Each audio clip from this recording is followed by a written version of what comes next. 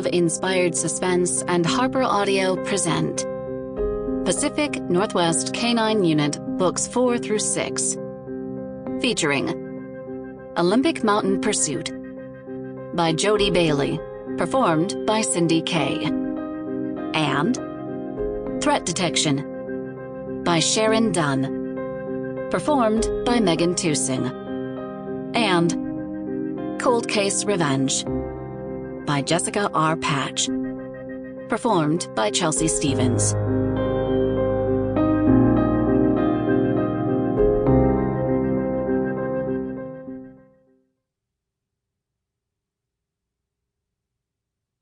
Olympic Mountain Pursuit. To appoint unto them that mourn in Zion, to give unto them beauty for ashes, the oil of joy for mourning, the garment of praise for the spirit of heaviness, that they might be called trees of righteousness, the planting of the Lord, that he might be glorified. Isaiah, chapter 61, verse 3. To Laura Ott, for being the most selfless and the most patient, for sharing my OBX-loving heart, for cheering me on when I'm ready to quit. Oh, and for making the best desserts in the world. All my beach people said, Amen. 1. The sound of the east fork of the Quinault River raging against the rocks in the narrow gorge was louder than Everly Lopez had ever heard it. She lowered her binoculars to give her eyes a rest. She'd spent all day in the dense foliage of Olympic National Park, tracking black bears. With the Pony Bridge Trail and several others in Enchanted Valley closed due to washouts and high water from unusually heavy rains, animal activity was increasing in the absence of hikers and park visitors. The quiet was nice. A return to her refuge after a harrowing season during which a series of bombings had wreaked terror in the park. With the bomber now in custody, Everly finally felt as though she could relax again in the one place that always felt safe. She'd been on her way back to the trailhead when she'd spotted a large male black bear chasing a cougar away from a downed deer near Pony Bridge. Black bears were known for stealing a kill, and watching these two battle for their lunch had distracted her from her own safety.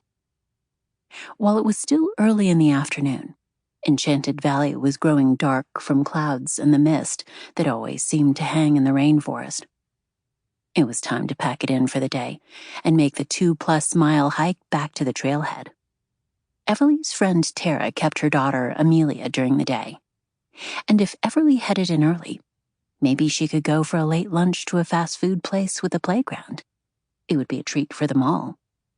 One more peek, then she had to get moving. It was tough to leave, but the weather didn't give her much choice. Not only was the data she was collecting as a black bear habitat and outreach tech going to help the Department of Fish and Wildlife, it was also going a long way toward bolstering her research for her PhD in environmental science.